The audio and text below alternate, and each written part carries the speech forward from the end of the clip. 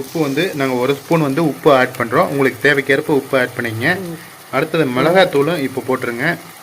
3 spoon மிளகாய்த்தூள், 1/2 spoon வந்து மஞ்சள் தூள் போட்டுங்க. Sorry, 1/4 spoon. இப்போ நல்லா மிக்ஸ் பண்ணிக்கங்க.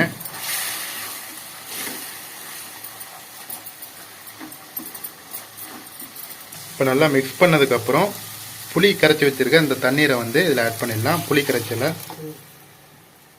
இப்போ கரண்டி ஆட்டி நல்லா மிக்ஸ் பண்ணிக்கங்க.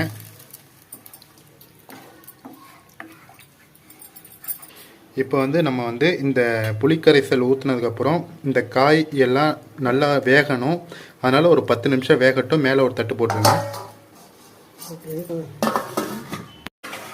பாருங்கள், கரெக்டாக ஒரு 10 நிமிஷம் ஆகிடுச்சு.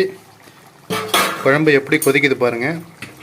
கண்டங்கத்திரிக்காயெலாம் நல்லா வெந்துருச்சு.